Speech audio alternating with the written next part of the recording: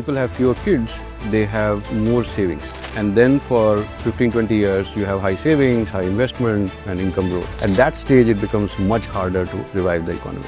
Demographics works very slowly, but the force is almost like tidal. The fall in mortality rates and birth rates, which occurred in the developed world over 100 years, is now happening in 10 years. When you plot the per capita wealth versus median age, time window they have to grow to prosperity is a lot narrower. Our median age will reach 2049. So that window is a very narrow one, because once the median age crosses 40, rapid growth becomes much harder to do. If we don't use nearly half of our workforce, then the chances of our becoming rich before we get old are much lower. To move this discussion from a social or correction of social equity to an economic imperative, we can't. The chances of our country becoming rich before we get old, say by 2047 or 2050, necessary wealth creation, necessary capital formation, all of that is not going to happen. There is no reason for us to slow down the growth objectives or ambitions. In fact, we are among the only large countries that are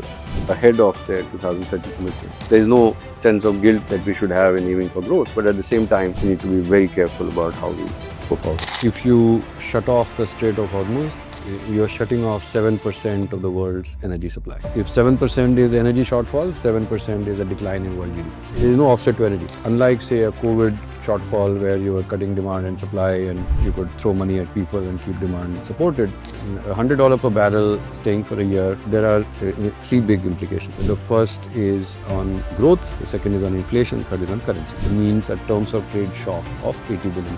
There are some concerns that as China's dumping in export markets intensifies, it is also displacing Indian exports. And therefore, the forward-looking assumptions on India's current account balance are not that bad. So all of those things are further supportive of growth acceleration. So I do think that growth FY27 will feel much better than what we are feeling right now. It's reasonable to expect that steady state inflation remains below what our inflation target is, which is why I think overall the economic momentum will do better.